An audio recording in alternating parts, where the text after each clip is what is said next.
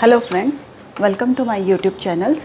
We are talking about pyruvate decarboxylation, right? What is pyruvate decarboxylation? That is a conversion of pyruvate to acetyl CoA. Yeah, we had discussed the pathway of glycolysis where we had seen that during the process of glycolysis, glucose molecule will break down to pyruvate. Glucose, which is a 6-carbon compound. So one molecule of glucose will break down to pyruvate, which is a 3-carbon compound. So we will get 2 molecules of pyruvate here. Yeah, and then pyruvate will convert to acetyl CoA. This acetyl CoA, it is a 2-carbon compound, and then this acetyl CoA will enter into Krebs cycle. Okay, so we can call it that this conversion of pyruvate to acetyl CoA, that is pyruvate decarboxylation, that is the connecting link between glycolysis and Krebs cycle. Okay, this is not the part of Krebs cycle, right? This is just a connecting link between the glycolysis and Krebs cycle. This reaction, that is a conversion of glucose to pyruvate, that is the glycolysis pathway. Glycolysis pathway takes place in the cytoplasm of the cell, and after that pyruvate will enter into mitochondria. Okay, it has to cross the suppose this is the structure of mitochondria. We had already discussed the overview. Suppose outer membrane and inner membrane, so there are 2 membranes, and this is known as a matrix region. So pyruvate will first enter into the matrix region of mitochondria, and after that, with the help of pyruvate dehydrogenase complex enzyme, pyruvate will convert to acetyl CoA, right? And then this Krebs cycle will take place. Means both the reactions takes place in the matrix of mitochondria, but this is not the part of Krebs cycle. Okay, pyruvate will enter into Krebs cycle with the help of protein pyruvate translocase.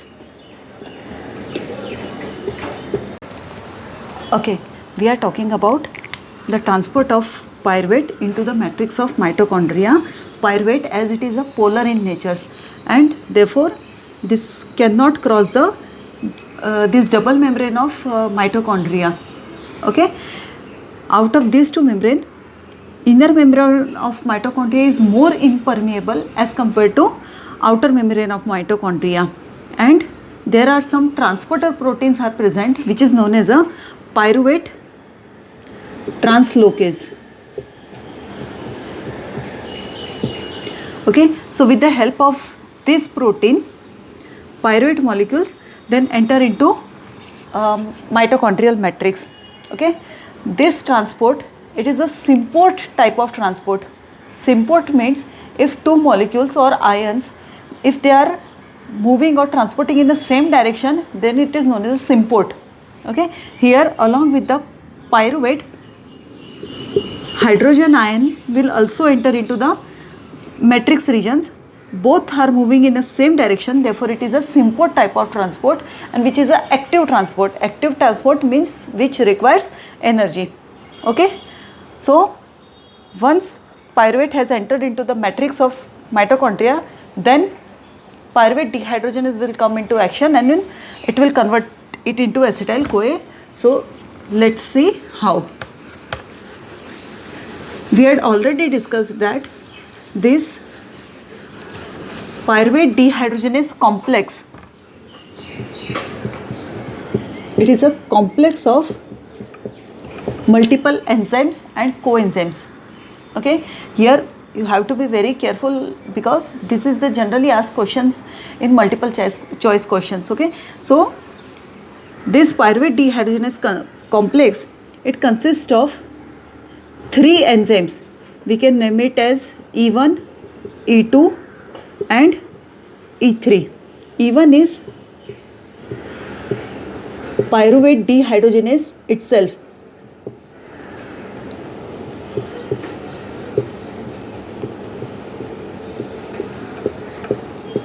Okay, if you had seen my previous lecture about the overview of pyruvate decarboxylations, where I had used the term even as pyruvate decarboxylase. In some books you will find it as pyruvate decarboxylase, and in some books it is pyruvate dehydrogenase, but the more appropriate word or the correct word is pyruvate dehydrogenase. So even subunit of PDH complex is pyruvate dehydrogenase. Okay, E2 is dihydrolipoyl transacetylase.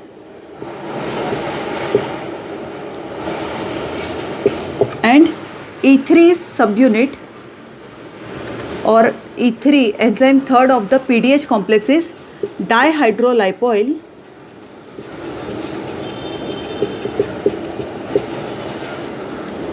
dehydrogenase. Okay, so these are the three catalytic enzymes of pyruvate dehydrogenase complex. Okay, 3 enzymes and 5 coenzymes are there. What is coenzymes? Coenzymes are the non-protein substance which will help in the catalytic activity of enzymes. Yeah, we can call it as a helper or assistance, whatever is convenient to us. So coenzymes are help in the catalytic activity of enzymes. There are 5 coenzymes. First is thymine pyrophosphate, that is a coenzyme of E1 subunit. Okay, E2 subunit has 2 coenzymes, that are lipoic acid and coenzyme A. These 2 are coenzymes of E2 subunit, and E3 also has E3 has also 2 coenzymes. These are FAD and NAD plus. These 2 are coenzyme for E3 subunit. Thymine pyrophosphate, lipoic acid, coenzyme A, FAD and NAD. Okay. See, from here the name of coenzymes, you can see that how much vitamin B complex is important here during the respiration or metabolic process. Thus thymine pyrophosphate, here the thymine vitamin is involved here. Yeah, that is one of the vitamin from vitamin B complex. So thymine, coenzyme A derived from pantothenic acid, FAD from F, so riboflavin, and NAD from niacin. Yeah, so many vitamins from vitamin B complex are involved here. Therefore vitamin B complex is very important during this respiration process. So the deficiency of the vitamin B complex causes various diseases. If you have heard the name of the beriberi, yeah, so beriberi is also the deficiency of because of vitamin B. Yeah, so from here you can see that how much vitamin B complex is important here. Last time I had shared one mnemonics to remember the name of coenzymes. Is like that: a boy, he is expressing his love to his girlfriend, and he is expressing his quality that I am very trustworthy, loving, caring for Nancy. Okay, so T is for thymine pyrophosphate, L is for lipoic acid, C is for coenzyme A, F is for FAD, and N is for NAD. Yeah, so with the help of these mnemonics you can remember the name of coenzymes. So 3 catalytic enzymes, 5 coenzymes, and along with that there are 2 regulatory enzymes are also there.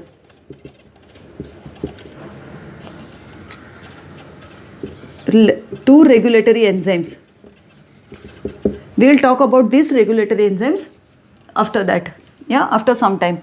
So right now you just remember 3 catalytic enzyme, 5 coenzymes, and 2 regulatory enzymes. This everything makes pyruvate dehydrogenase complex.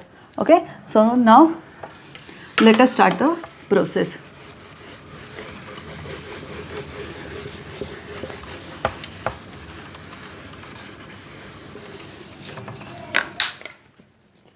Very briefly, we will review that there are three subunits, E1, E2 and E3.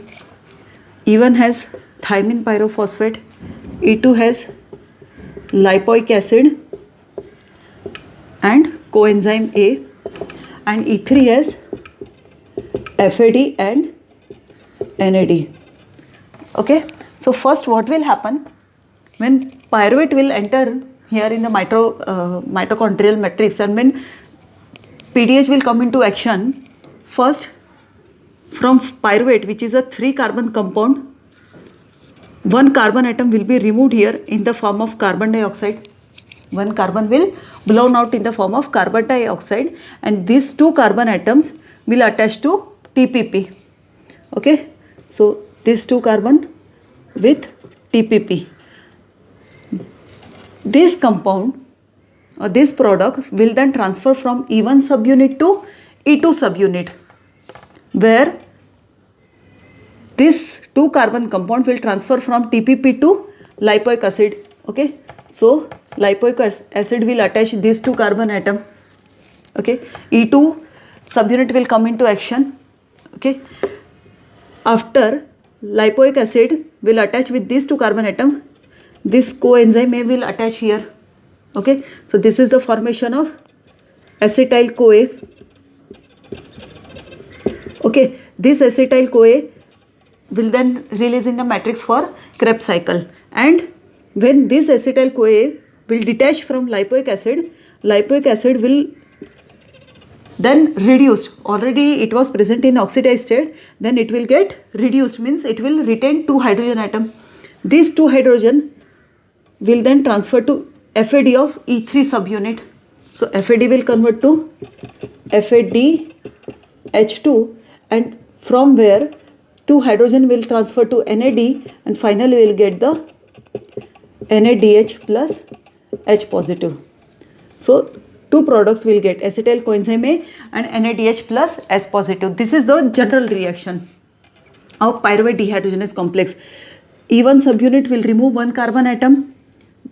This the left 2 carbon will attach to thymine pyrophosphate. Thymine pyrophosphate will then transfer this 2 carbon to lipoic acid subunit of E2 enzymes.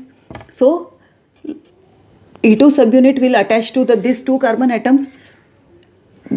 At the same subunit, at the E2 subunit, coenzyme A will attach to this, and there is a formation of acetyl coenzyme A. When acetyl coenzyme A released, this lipoic acid will get reduced. It will retain 2 hydrogen atoms. These 2 hydrogen will then transfer to E3 subunit, third enzymes, where we will get finally the production of NADH plus H positive. Okay, this is the general reaction of pyruvate decarboxylations. Now we will see it in a detail.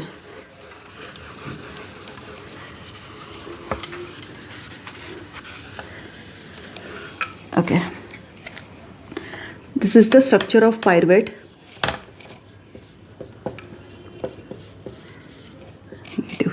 First, we had already discussed, there is a removal of 1 carbon atom here in the form of carbon dioxide. Carbon dioxide will blown out here. First enzyme is there. First enzyme is pyruvate dehydrogenase. Okay, first enzyme will remove 1 carbon in the form of carbon dioxide. Okay, and these 2 carbon atoms will then attach to thymine pyrophosphate, which is the coenzyme of E1 subunit. So we'll get a structure like this.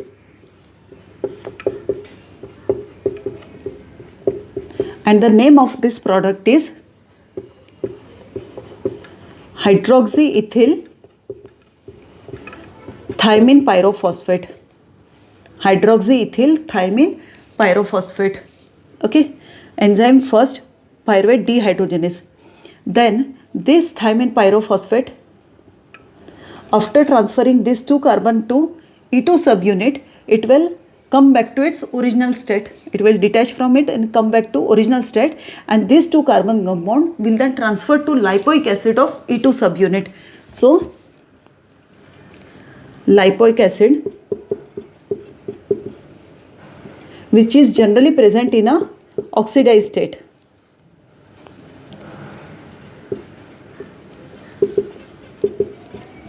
Okay, this is generally present in a oxidized state. So lipoic acid will attach here and we will get the product that is acetyl lipomide, and the structure is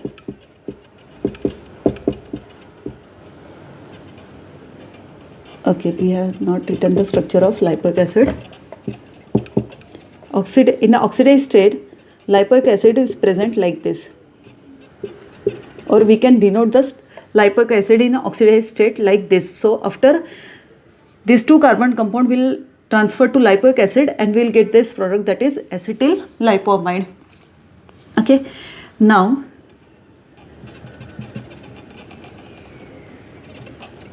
here enzyme is E2.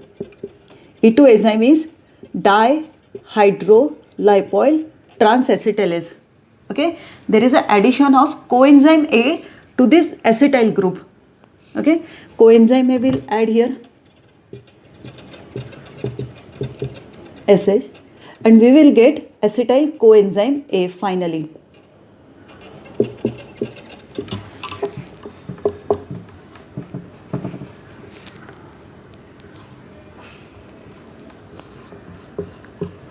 This is the structure of acetyl coenzyme A, and this lipoic acid will then detach here, but after this reaction the lipoic acid will present in a reduced state. Okay, so we will write it as a reduction means the gain of electron or gain of hydrogen atoms. So it will remove the two hydrogen atom from this structure and then lipoic acid will present in the reduced state. Okay, when this lipoic acid will then convert again to oxidized state, at that time these two hydrogen atoms will then transfer to FAD of E3 subunit. Okay, enzyme third subunit, that is dihydrolipoyl dehydrogenase, and FAD will convert to FADH2, and when finally we'll get, when FADH2 will convert to FAD, here we will get, we can write like this, here NAD will convert to NADH plus H positive ion. Okay, this way.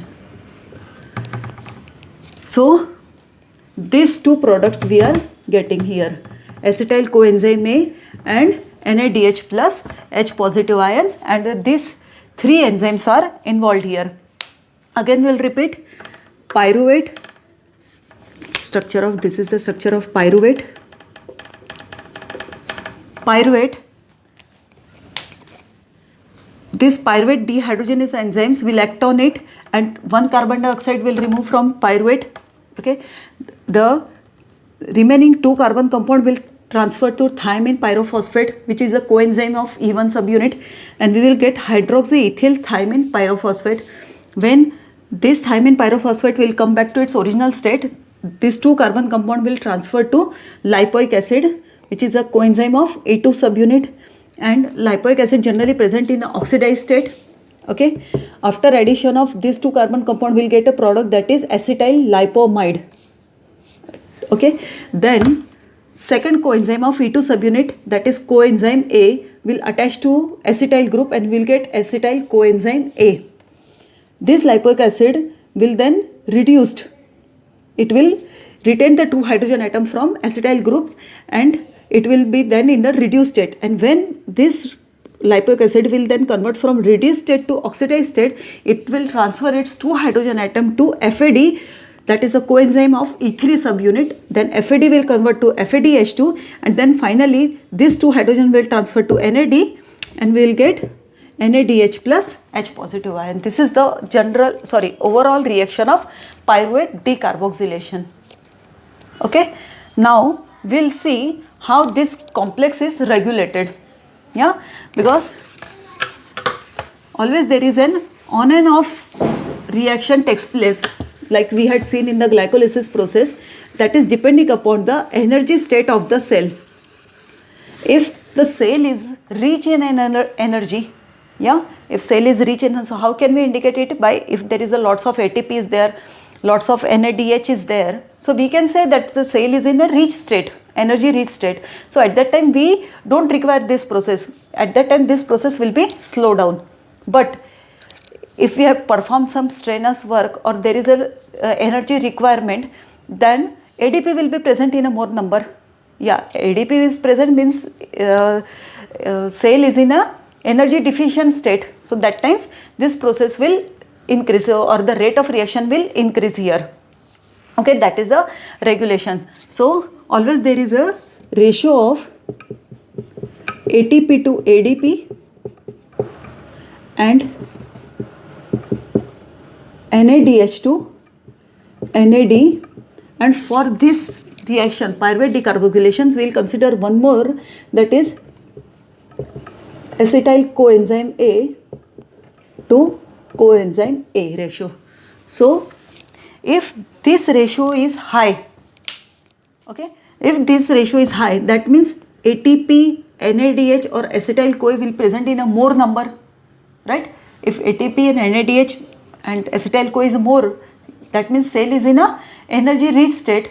So if ratio is high, complex will be slowed down. Yeah, and if ADP, NAD or coenzyme A is more in number, that means there is a energy deficiency. So this PDH complex will increase its state. This regulation of enzymes, that it is takes place via two way. First is the allosteric regulation. Suppose this is a 3 enzymes of pyruvate dehydrogenase. So the first is the allosteric regulation. Allosteric regulation means what? Either ATP, if it is in a rich state, so either ATP or NADH will bind to the enzyme. Yeah, allosteric means enzyme has a allosteric site apart from active site, where either activator or inhibitor will bind, and that will increase or decrease the rate of enzyme activity. Yeah, so here this will act as an inhibitor.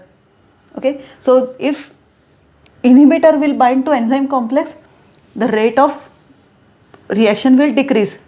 Yeah, and if ADP, NAD or coenzyme A will bind, the rate of reaction will increase. So that is allosteric regulation here. One more regulation is there, that is via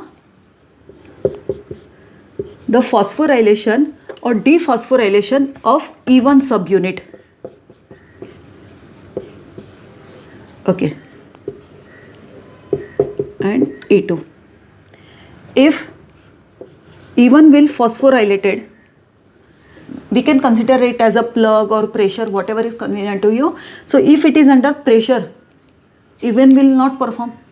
If E1 will not perform, then rest of the reaction will not take place. Yeah, so phosphorylation means inhibiting the activity, and if phosphate group is removed, no, this is E1 only, E1. If the phosphate group will be removed, so enzyme will become active. So if phosphate group will attach to E1 subunit, this will become inactive, and if phosphate group will be removed, then it will E1 subunit become active. So there are two enzymes here.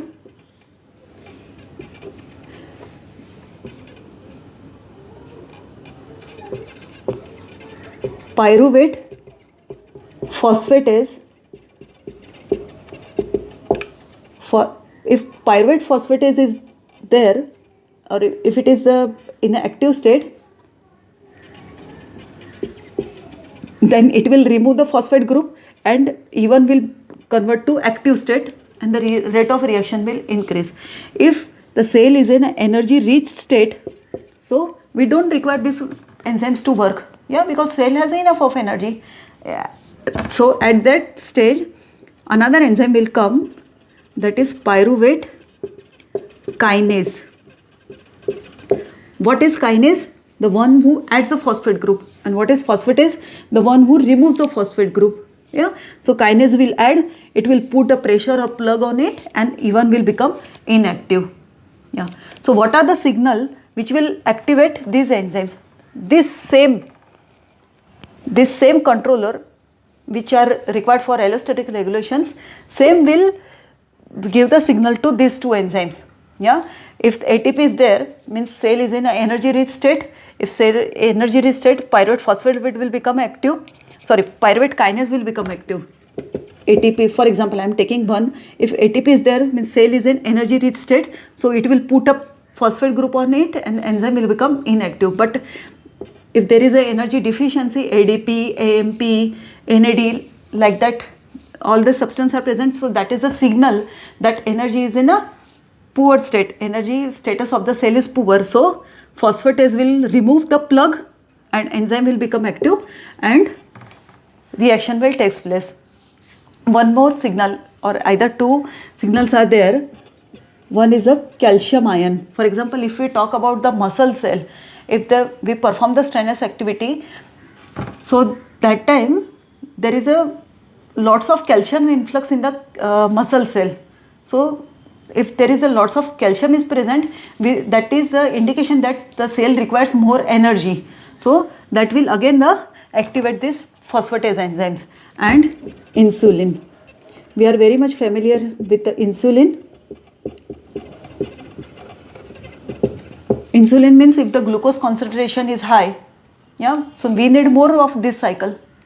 If the glucose concentration is high, then we'll need more breakdown of glucose molecules, so that ultimately we need more of this cycle. Yeah, so these two will also act as a activator, which will increase the pyruvate decarboxylation enzyme activity. Got it? I think everything we had covered here. Yeah. So pyruvate dehydrogenase, it carries out the decarboxylation, dehydrogenation. Pyruvate will convert to acetyl-CoA, right? This takes place in the matrix of mitochondria. Yeah, it is a complex of enzymes having 3 enzymes, 5 coenzymes, and these 2 are the regulatory enzymes of pyruvate dehydrogenase complex. Yeah, I think everything is clear here. From next class we will start Krebs cycle. Okay, thank you.